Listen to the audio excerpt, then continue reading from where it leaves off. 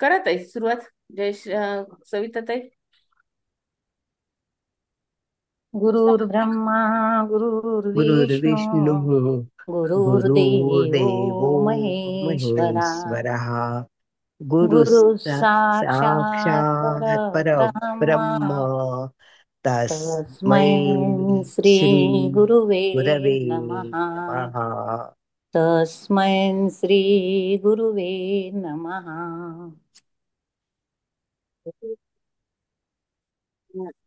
वसुदेवसुतं देवं कंसचानूरमर्दनं देवकी परमानन्दं कृष्णं वन्दे जगद्गुरुं जगद्गुरुं। आज 7व्या अध्यायापासून आपण सुरुवात करत आहोत. ताईंनी मला प्रथमच संधी दिली आहे, त्याबद्दल ताईंचे मी आभार मानते आणि मी सुरुवात करते. तर 7व्या अध्यायामध्ये सर्व काही श्लोक आहेत ते भगवंतानीच म्हटलेले आहेत. येथे एकही श्लोक असा नाही की अर्जुनाने म्हटलेला आहे. पूर्ण श्लोक भगवंताच्या तोंडचेच आहेत. श्री भगवंतांनी 6व्या अध्यायाच्या 46व्या श्लोकात योग्याचे महात्म्य सांगितले आणि 47व्या श्लोकात म्हटले आहे की योगी लोकातही जे माझ्या ठिकाणी श्रद्धा प्रेम ठेवून भजन करतात ते भक्त सर्वात श्रेष्ठ असतात. भक्तांना ज्यावेळी भगवंताचे स्मरण होत असते त्यावेळी ते त्यांच्यात तल्लीन होतात, मस्त होतात. त्याचप्रमाणे भगवंतासमोर जेव्हा भक्तांचा विशेष प्रसंग येतो तेव्हा भगवंत सुद्धा त्यात मस्त होतात. याच मस्तीच्या भरात भगवंत अर्जुनाने न विचारताही स्वतः 7व्या अध्यायाचा विषय प्रारंभ करतात. जसे भगवंताचा विषय निघाला तर त्यात भक्त मस्त होतो, त्याला दुसरी कोणतीही गोष्ट आवडतच नाही. तसेच मागील अध्यायाच्या अंती भक्ताचा विषय निघाला तर भगवंतही मस्त झाले आणि दुसऱ्या सर्व गोष्टी विसरून गेले आणि त्यांच्या अंतःकरणात भक्तीचा विषय सांगण्याचा उत्साह निर्माण झाला. त्यांनी अर्जुनाकडून प्रश्न नसतानाही आपल्या प्रसन्नतेने भक्तीचा विशेष विचार सांगणे सुरू केले. प्रथम श्लोक असा आहे 7व्या अध्यायातला. श्री भगवान उवाच मय्यासक्त मना पार्थ योग युंजन मद्दाश्रय असंशयम समग्रम यथा ज्ञाससी तच्छृणु. तर ह्या पहिल्या श्लोकामध्ये श्री भगवान म्हणाले की हे पार्था, माझ्या भावनेने पूर्णपणे युक्त होऊन योगाभ्यासाद्वारे माझ्यावर मन आसक्त करून तू मला पूर्णपणे निसंदेह कसा जाणशील ते आता ऐक. भगवद्गीतेच्या या 7व्या अध्यायात कृष्ण भावनेच्या स्वरूपाचे पूर्णपणे वर्णन करण्यात आलेले आहे. भगवान श्रीकृष्ण हे समग्र ऐश्वर्याने परिपूर्ण आहेत. तसेच या अध्यायात श्रीकृष्णावर आसक्त होणाऱ्या 4 प्रकारच्या भाग्यशाली व्यक्तींचे आणि श्रीकृष्णांचा कधीच स्वीकार न करणाऱ्या 4 प्रकारच्या दुर्भागी व्यक्तींचेही वर्णन 15व्या व 16व्या श्लोकामध्ये आलेले आहे. भगवद्गीतेच्या प्रथम 6 अध्यायात जीवाचे वर्णन विविध प्रकारच्या योग पद्धतीद्वारे स्वतःला आत्मसाक्षात्काराप्रत उन्नत करण्या इतपत समर्थ असणारा अप्राकृत चेतन आत्मा असे करण्यात आले आहे.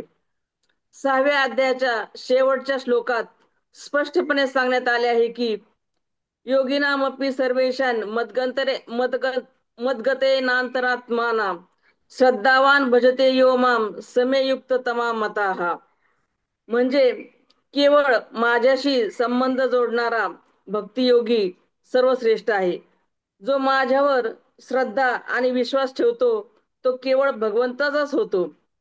ज्याप्रमाणे लग्न लागल्यावर मुलीचे मन आपोआपच सासरी लागत असते, त्याप्रमाणे भगवंताशी आत्मीयता निर्माण झाल्यावर भक्ताचे मन स्वाभाविकच भगवंताच्या ठिकाणी रममाण होते, मनाला लावावे लागत नाही. कृष्ण भावना म्हणजे सर्व प्रकारच्या योगाची परिपूर्णता होय. पूर्ण आणि यथारूप ज्ञान होणे म्हणजेच श्रीकृष्णाचे ज्ञान होय. श्रीकृष्ण म्हणजे संशयातीत अशा ज्ञानाची परमावधी आहे. कृष्ण भावनेच्या योगाभ्यासाद्वारे मनुष्याला परम सत्य, जीव, भौतिक प्रकृती आणि साधन सामग्री सहित त्यांचे प्राकट्य या सर्व गोष्टींचे पूर्णपणे ज्ञान होते. म्हणून मनुष्याने 6व्या अध्यायाच्या शेवटच्या श्लोकात सांगितल्याप्रमाणे योगाभ्यास केला पाहिजे. भगवान श्रीकृष्णाच्या ठायी मनाची एकाग्रता नवविधा भक्तीद्वारे शक्य होते. या नवविधा भक्तीमध्ये श्रवणम सर्वप्रथम आणि महत्वपूर्ण आहे. म्हणून भगवंत अर्जुनाला सांगतात की तृच्छृणु म्हणजे माझ्याकडून ऐक. श्रीकृष्णापेक्षा अधिक श्रेष्ठ प्रमाणित व्यक्ती कोणीच असू शकत नाही. म्हणून त्यांच्याकडून श्रवण केल्यामुळे मनुष्याला पूर्णपणे कृष्ण भावनाभावित होण्याची सुसंधी प्राप्त होते. वेदामधून कृष्णकथा श्रवण करणे किंवा भगवद्गीतेद्वारे प्रत्यक्ष श्रीकृष्णाकडून श्रवण करणे म्हणजेच पुण्यकर्म आहे.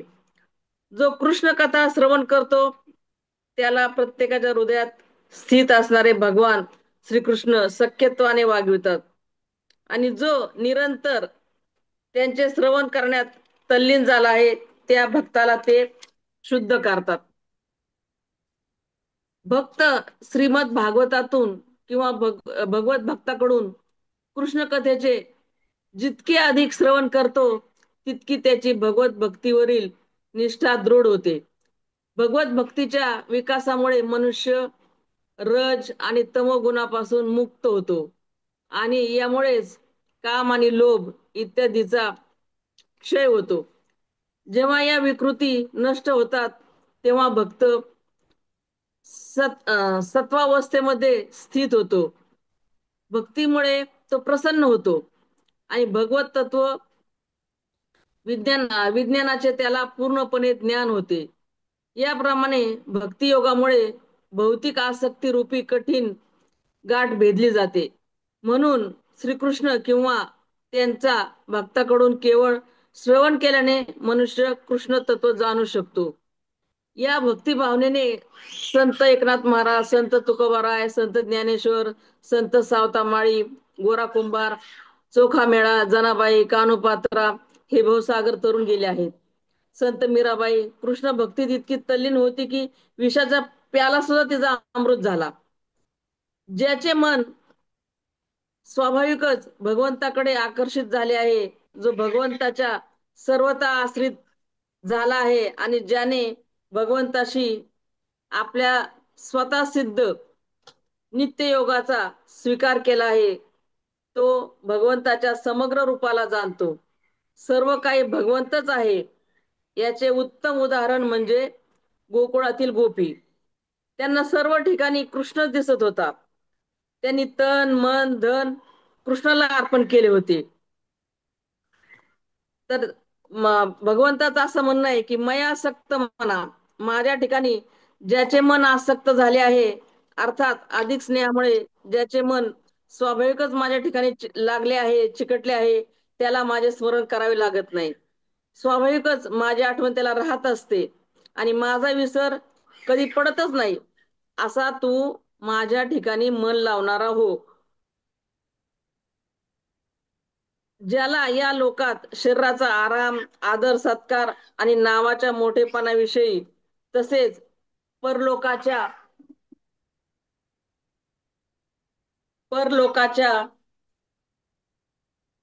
भोगाविषयी किंचित मात्र ही ओढ, आसक्ती अथवा प्रियता राहिलेली नाही, तर केवळ माझ्याकडेच त्याचा ओढा आहे, अशा पुरुषाला मय्यासक्त मना म्हणतात.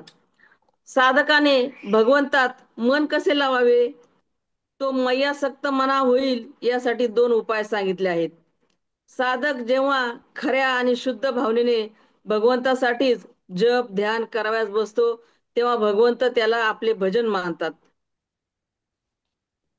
जो भगवंताच्या ठिकाणी मन लावण्यासाठी भगवंताचा आश्रय घेऊन भगवंताच्याच भरोशावर बसतो, तो भगवंताच्या कृपेने भगवंताच्या ठिकाणी मन लावणारा होतो.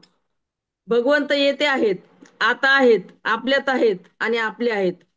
कोणत्याही देश काल वस्तू व्यक्ती परिस्थिती घटना आणि क्रिया याहून ते रहित नाहीत, त्याहून रहित होणे शक्यही नाही.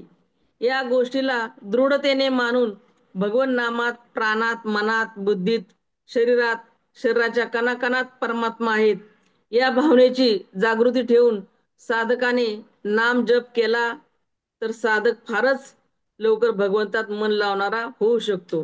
मदाश्रय, ज्याला केवळ माझीच आशा आहे, माझाच भरोसा आहे, माझाच आधार आहे, माझाच विश्वास आहे, जो संपूर्णपणे माझ्याच आश्रयाने राहतो, तो मदाश्रय आहे. कोणाचा ना कोणाचा आश्रय घेण्याचा या जीवाचा स्वभाव आहे. परमात्म्याचा अंश असल्याने हा जीव आपल्या अंशीला शोधत असतो. परंतु जोपर्यंत ध्येयात उद्देशात परमात्मा नसतात तोपर्यंत हा शरीराशी संबंध प्रस्थापित करतो आणि शरीर ज्याचा अंश आहे त्या संसाराकडे ओढला जातो. तो असे समजतो की यापासूनच मला काही मिळेल आणि मी निश्चिंत होईल. जे काही होईल ते संसारापासूनच होईल. परंतु जेव्हा तो भगवंताला सर्वतोपरी मानतो तेव्हा तो भगवंताच्या ठिकाणी आसक्त होतो आणि भगवंताचाच आश्रय घेतो. संसाराचा अर्थात धन संपत्ती वैभव विद्या बुद्धी योग्यता कुटुंब इत्यादीचा जो आश्रय आहे तो नाशवान आहे, समाप्त होणार आहे, स्थिर राहणार नाही, तो नित्य राहणार नाही आणि कायमची पूर्ती आणि तृप्ती करणाराही नाही. परंतु भगवंताचा आश्रय मात्र कधीही किंचित मात्रही कमी होणार नाही. कारण भगवंताचा आश्रय पूर्वी होता, आताही आहे आणि पुढेही राहील. म्हणून आश्रय केवळ भगवंताचाच घेतला पाहिजे. केवळ भगवंताचाच आश्रय अवलंबन आधार सहारा असावा. तर याचेच नाव म्हणजे मदाश्रय. भगवंत म्हणतात की मनही माझ्या ठिकाणी आसक्त असले पाहिजे आणि आश्रयही माझाच असावा. मन तर असे मन हे कशाने आसक्त होते तर प्रेमाने आसक्त होते. आणि प्रेम कशाने निर्माण होतं तर आत्मीयतेने प्रेम निर्माण होतं. तर मोठ्यांचा आणि सर्व समर्थांचा आश्रय घेतला जातो. सर्व समर्थ तर कोण आहेत? आपले प्रभूच आहेत. म्हणून त्यांचाच आश्रय घ्यायचा आहे. म्हणून त्यांच्या प्रत्येक विधानामध्ये प्रसन्न राहायचे आहे. पण अशा प्रकारे भगवंताच्या आश्रित राहणे म्हणजे मदाश्रय होणे आहे. योगेन युंजन, योगेन युंजन म्हणजे भगवंताशी जो अखंड स्वतः सिद्ध संबंध आहे त्या संबंधाला मानून तसेच सिद्धी असिद्धीत सम राहून साधक जप ध्यान कीर्तन करण्यात भगवंताच्या लीला आणि स्वरूपाचे चिंतन करण्यात स्वाभाविकच अटळ भावाने रत असतो. त्याचा प्रयत्न स्वाभाविकच भगवंताच्या अनुकूल होत असतो. हेच योग नियोजन म्हणण्याचे तात्पर्य आहे. असंशयम समग्रम माम, ज्याचे मन भगवंताच्या ठिकाणी आसक्त झाले आहे, जो संपूर्णपणे भगवंताचा आश्रित झाला आहे, ज्याने भगवंताच्या संबंधाला स्वीकार केले आहे, असा पुरुष भगवंताच्या समग्र रूपाला जाणतो. अर्थात सगुण निर्गुण साकार निराकार अवतार अवतारी आणि शिव गणेश सूर्य विष्णू इत्यादी जितकी रूपे आहेत त्या सर्वांना तो जाणतो.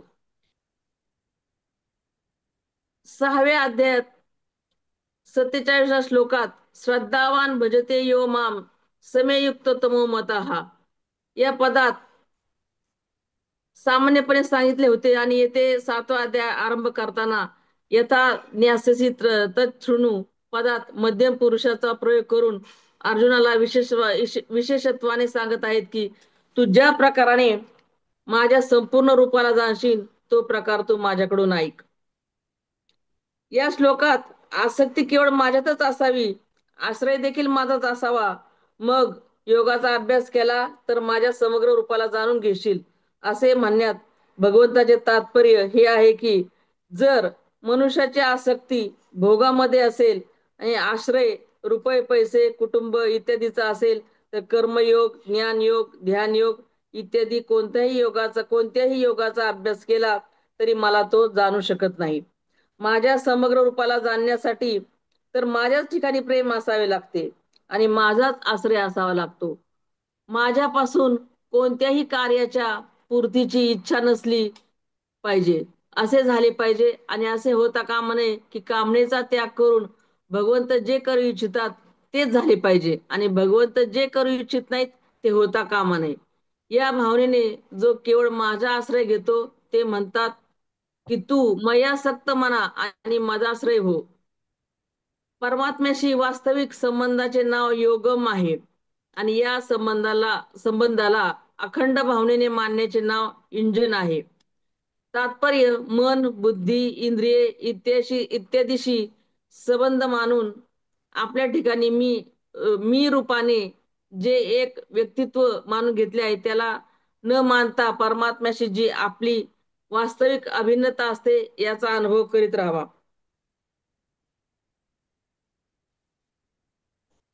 आता दुसरा श्लोक येते.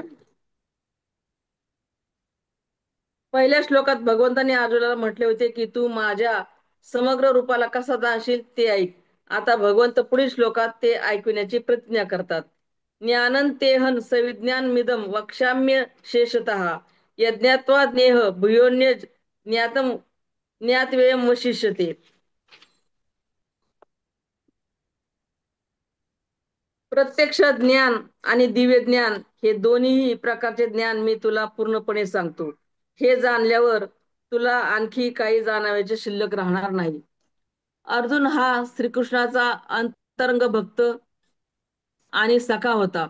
हा संसार भगवंतापासूनच उत्पन्न होतो आणि भगवंतामध्येच लीन होतो असे मान्य ज्ञान आहे आणि सर्व काही भगवंतच आहे. भगवंताचे सर्व काही बनलेले आहे. भगवंताशिवाय काही नाहीच असा अनुभव होणे विज्ञान आहे. अपरा आणि परा प्रकृती माझी आहे. यांच्या संयोगापासून संपूर्ण प्राण्यांची उत्पत्ती होत असते आणि मी या संपूर्ण जगताचे महाकारण आहे असे म्हणून भगवंताने ज्ञान सांगितले. माझ्याशिवाय दुसरे कोणी नाहीच. हे ज्ञान त्यांनी पुढील उदाहरण देऊन स्पष्ट केले की सुताची दोरी आहे आणि त्याच सुतापासून मणी तयार केले व त्या दोरीत ओवले म्हणजे सर्व काही माझ्यातच ओतप्रोत भरलेले आहे असे म्हणून भगवंतांनी विज्ञान सांगितले. सात्विक, राजस, तामस भाव माझ्यापासून उत्पन्न होतात असे म्हणून ज्ञान सांगितले. हे माझ्यात आणि मी यांच्यात नाही, अर्थात सर्व काही मीच मी आहे कारण यांची स्वतंत्र सत्ता नाही असे म्हणून विज्ञान सांगितले. मला शरण येणारे 4 प्रकारचे भक्त असतात. अर्थार्थी, आर्त, जिज्ञासू आणि ज्ञानी म्हणजेच प्रेमी. हे सर्व उदार आहेत परंतु ज्ञानी अर्थात प्रेमी मला अत्यंत प्रिय आहे असे म्हणून ज्ञान सांगितले. ज्याला सर्व काही वासुदेवच आहेत असा अनुभव येत असतो तो महात्मा अत्यंत दुर्लभ आहे असे म्हणून विज्ञान सांगितले. विज्ञानासहित ज्ञानाला अर्थात भगवंताच्या समग्र रूपाला जाणल्यावर मग जाणण्यायोग्य काही शिल्लक राहत नाही कारण एका भगवंताशिवाय किंचित मात्र काहीच नाही.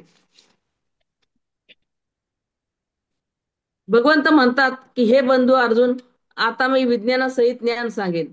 तुला सांगेन आणि मी स्वतः सांगेन, तसे संपूर्णपणे सांगेन. तसे पाहिले तर प्रत्येक मनुष्य आपल्या गुरुपासून माझ्या स्वरूपाविषयी ऐकत असतो आणि त्यापासून त्याला लाभही होत असतो. परंतु तुला तर मी स्वतः सांगत आहे. स्वतः कोण?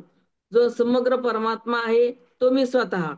मी स्वतः माझ्या स्वरूपाचे जसे वर्णन करू शकतो तसे दुसरे कोणी वर्णन करू शकत नाही कारण ते तर ऐकून आणि आपल्या बुद्धीनुसार विचार करूनच सांगतात. त्यांची बुद्धी समष्टी बुद्धीचा एक लहानसा अंश असते. ती किती जाणू शकेल? 10व्या अध्यायाच्या 16व्या श्लोकात अर्जुन म्हणतात की आपण आपल्या सर्वच्या सर्व विभूती सांगण्यास समर्थ आहात. वक्तुमर्हस्य शेषेने दिव्या ह्यात्मविभूतया. यावेळी भगवंत उत्तरात म्हणतात की माझ्या विस्ताराचा अंत नाही म्हणून मुख्य सांगेन. प्राधान्यतः कुरुश्रेष्ठ नास्त्यंत विस्तरसे मे. मग शेवटी म्हणतात की माझ्या विभूतीचा अंत नाही. नांतोस्ति मम दिव्यानाम विभूतीनां परंतप. येथे भगवंत म्हणतात की मी विज्ञानासहित ज्ञान संपूर्णपणे सांगेन, शिल्लक काहीही ठेवणार नाही.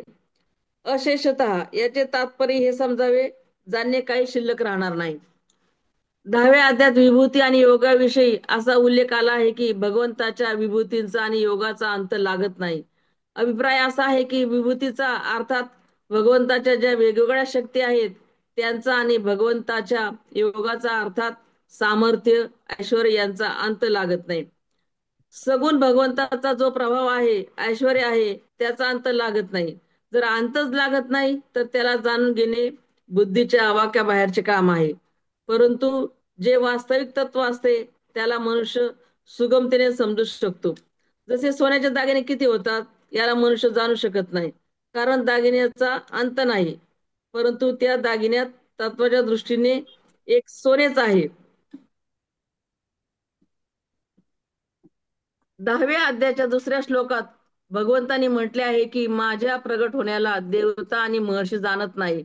आणि तिसऱ्या श्लोकात म्हटले आहे की जो मला अज आणि अनादी असे जाणतो तो मनुष्यामध्ये मोक्षरहित आहे आणि तो संपूर्णपणे पापापासून मुक्त होतो.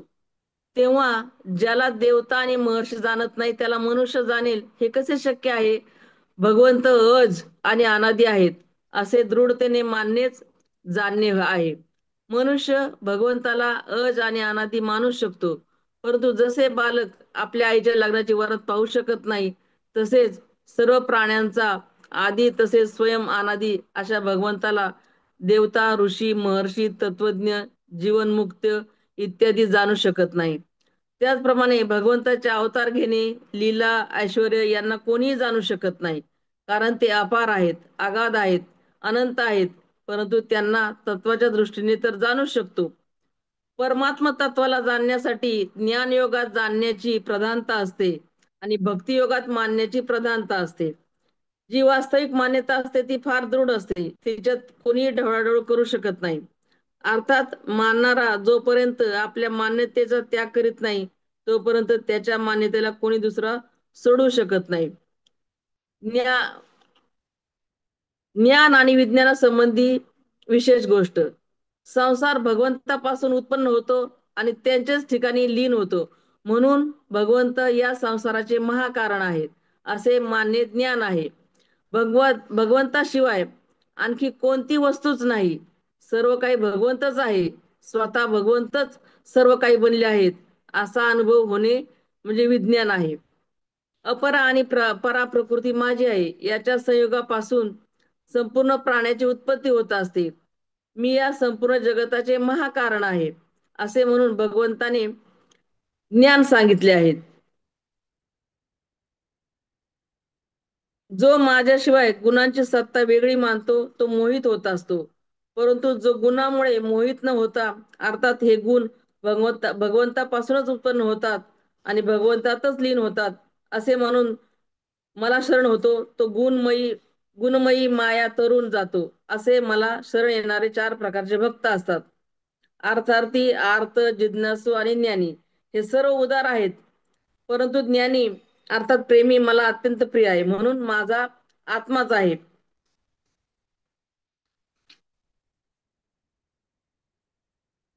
विज्ञानासहित ज्ञानाला जाणणे शिल्लक राहत नाही. तात्पर्य माझ्याशिवाय संसाराचे मूळ दुसरे कोणीच नाही, केवळ मीच आहे. मत्त परतरम नान्य किंचिदस्ती धनंजय. आणि तत्वाच्या दृष्टीने सर्व काही वासुदेवच आहे. वासुदेव सर्वम आणि दुसरे कोणी नाहीच असे जाणून घेतले तर जाणणे कसे शिल्लक राहील, कारण याच्याशिवाय दुसरे काही जाणण्यायोग्य नाहीच. जर एका परमात्म्याला न जाणता संसाराच्या पुष्कळशा विद्यांना जाणून घेतले तरी वास्तविक काही जाणले नाही, केवळ कोरडे परिश्रमच केले असे होते. जाणणे काही शिल्लक राहत नाही याचे तात्पर्य इंद्रिये, मन, बुद्धीने जो परमात्म्याला जाणत असतो ते वास्तविक पूर्ण जाणणे नव्हे, कारण हे इंद्रिय, मन आणि बुद्धी प्राकृत आहेत, म्हणून हे प्रकृतीहून अतीत असलेल्या तत्वाला जाणू शकत नाही. परमात्म्याला स्वयने जाणले जाऊ शकते, मन, बुद्धी इत्यादी नव्हे. भगवंतांनी दुसऱ्या श्लोकात सांगितले की मी विज्ञानासहित ज्ञान संपूर्णपणे सांगेन, जेणेकरून काही जाणणे शिल्लक राहत नाही. जर जाणणे शिल्लकच राहत नाही तर मग सर्व मनुष्य त्या तत्वाला का जाणून घेत नाहीत याचं उत्तर पुढील श्लोकात आहे. 2 श्लोक झालेत ताई, पुढचं वाचायचं का राहून द्यायचंय? चालेल, आज 2च श्लोक घेऊयात. हो. हा, अजून कोणी जर लिहिलं असेल 2 श्लोकांवर तर आपण संधी देऊयात. अजून कोणी जर लिहिलं असेल या 2 श्लोकांवर काही नोट्स काढल्या असतील तर आहे का काल तुम्ही? मी ताई हा त्यांनी बोला. काल सांगितलेल्या ह्याच्यावरून थोडस मी लिहिलं होतं, वाचू का? हो वाचा, हरकत नाही. माझ्याकडे आवाज थोडासा जास्त आहे आज.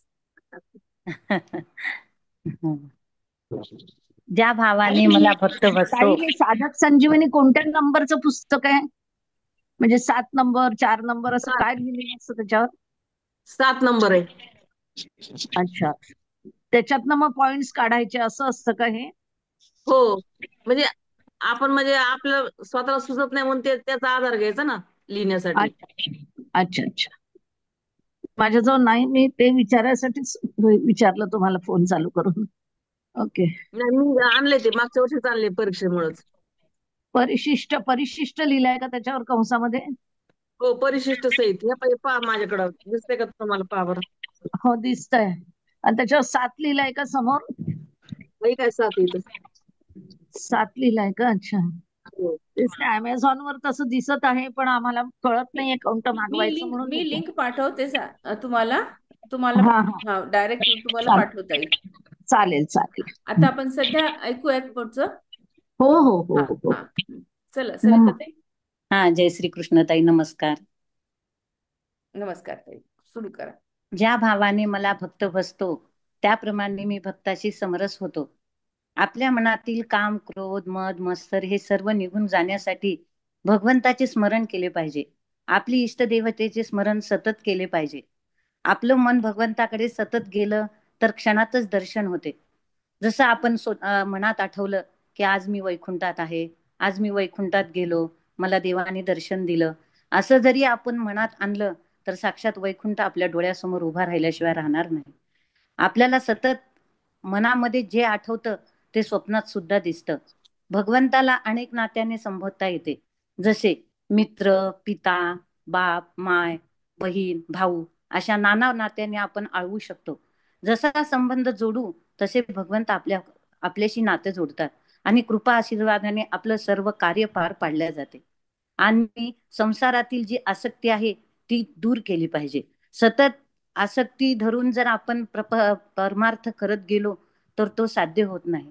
प्रपंचात राहूनही परमार्थ साधता येण्यासाठी आपल्याला प्रपंचाची आसक्ती थोडी तरी दूर केली पाहिजे.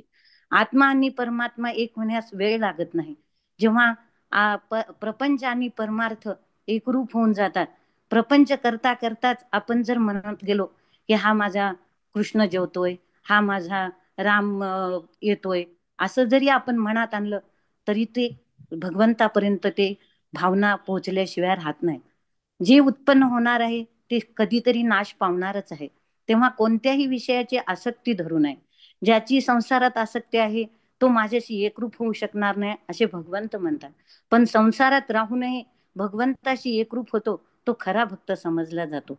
भगवंताला ज्याची खूप काळजी असते, भगवंत सतत भगवंताला सतत म्हणत गेलं की भगवंताच्या कृपेने हे कार्य होत आहे, भगवंत आपल्यावर सतत कृपा करत आहे, असं जर म्हणत गेलो तर खरंच कृपा झाल्याशिवाय राहतच नाही आणि ती आपल्याला अनुभवायला सुद्धा मिळते. भगवंताच्या कृपेने हे सर्व कार्य चालू असते, यात खरंच संशय नाही.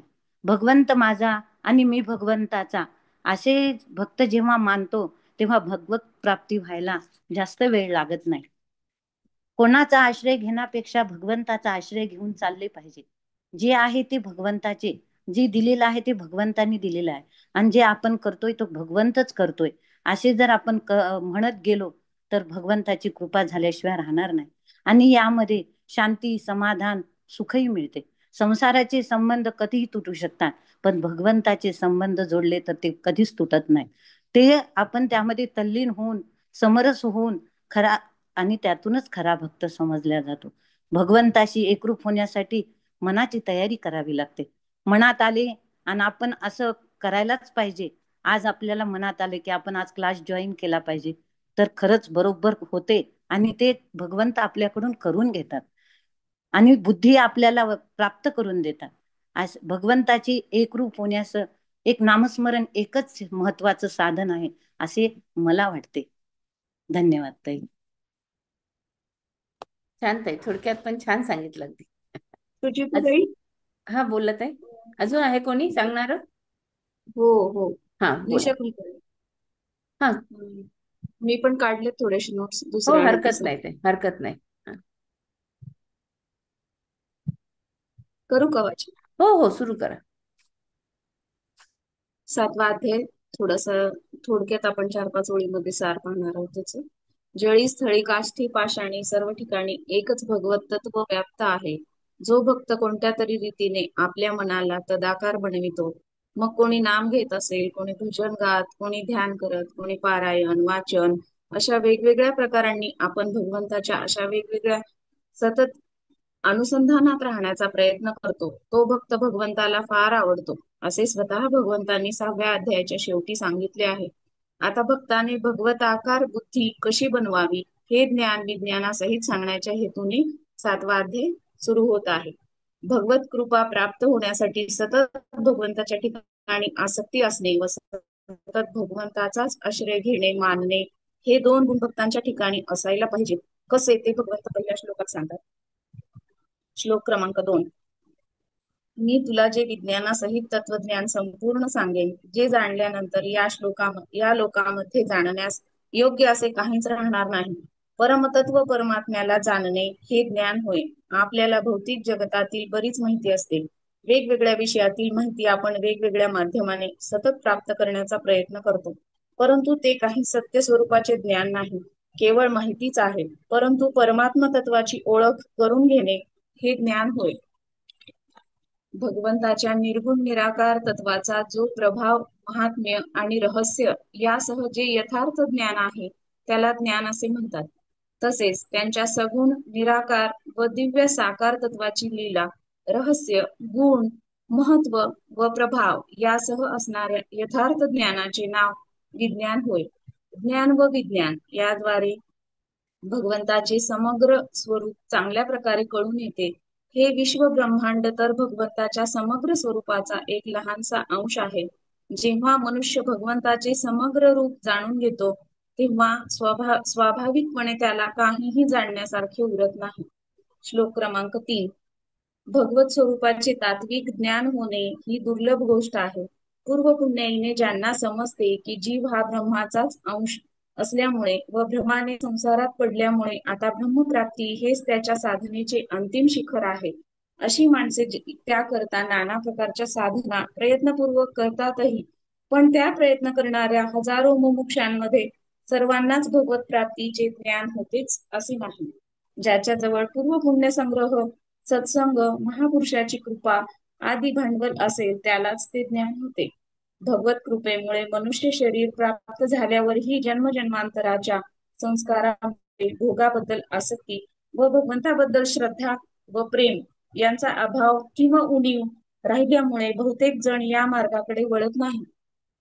ज्यांचे पूर्वसंस्कार शुभ असतात, भगवंत, महापुरुष व शास्त्र यांच्याबद्दल ज्याला काही श्रद्धा भक्ती असते आणि पूर्व पुण्याच्या संचयामुळे व भगवत कृपेमुळे ज्याला सत्पुरुषांची संगती प्राप्त होते, असा पुरुष हजारो माणसांमध्ये एखादाच असतो व तो या मार्गाकडे प्रवृत्त होऊन प्रयत्न करतो.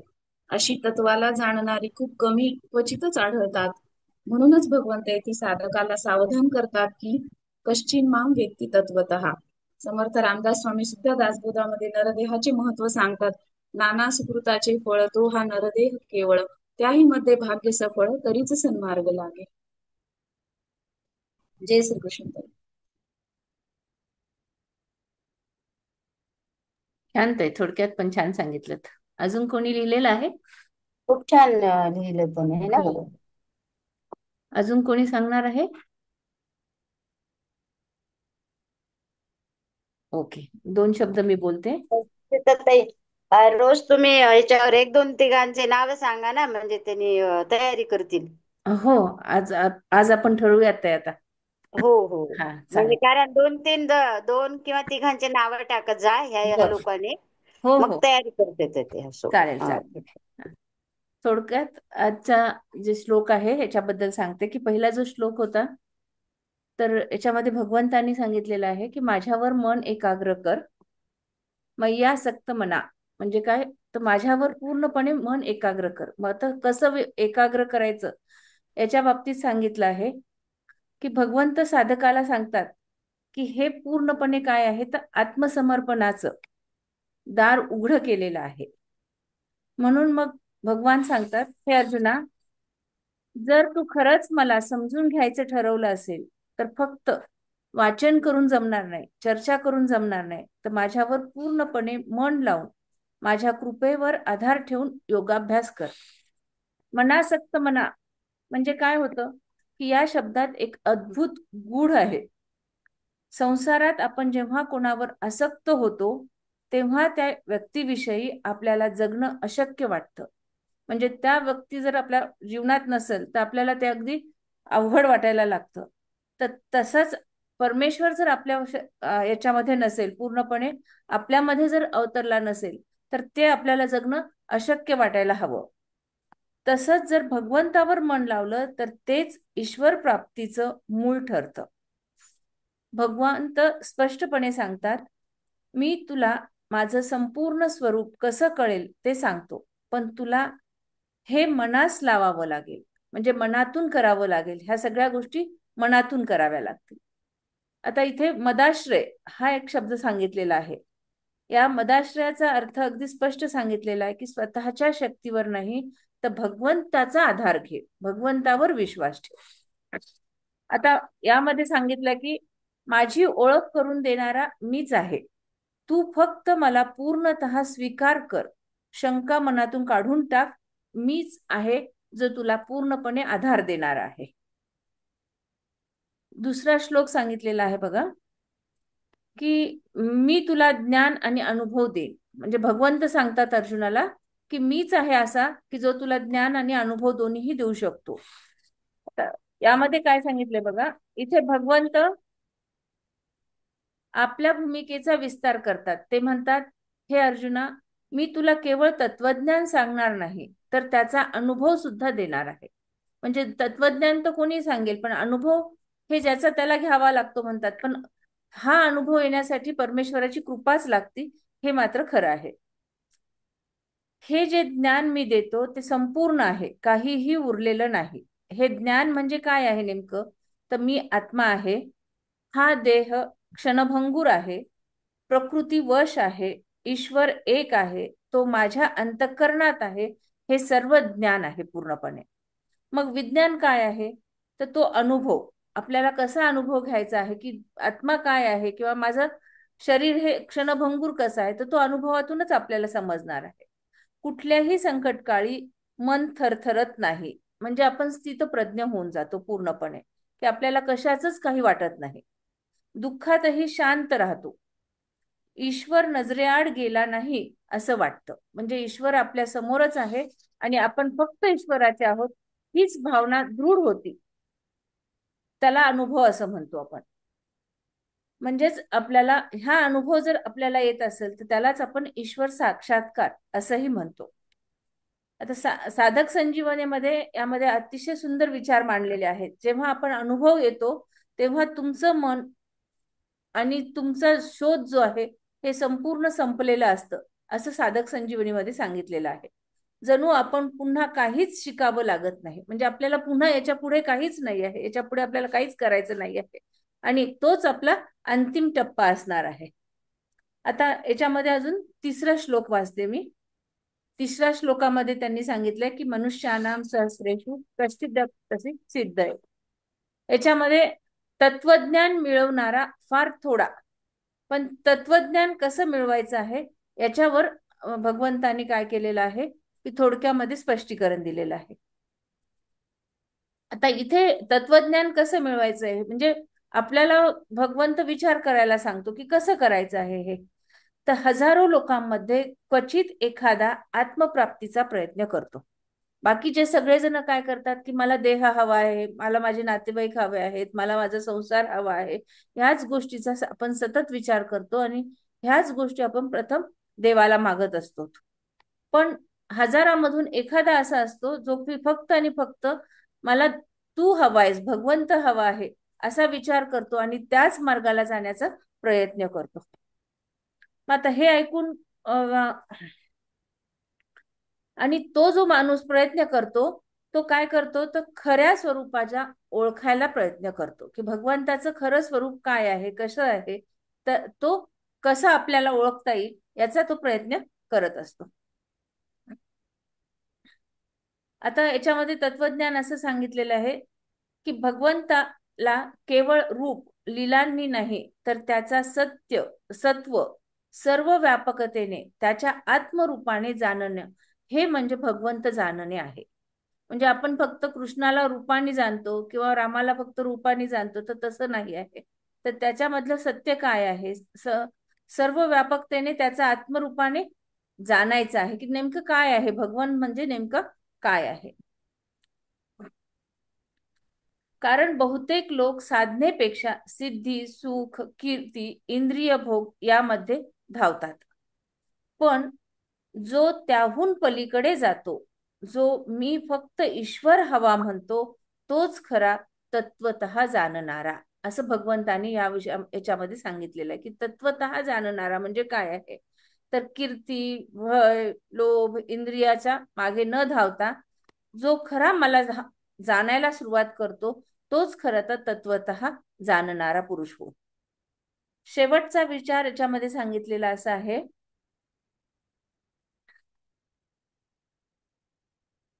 की ईश्वर मिळतो असे नाही, तर तो फक्त प्रगट होतो.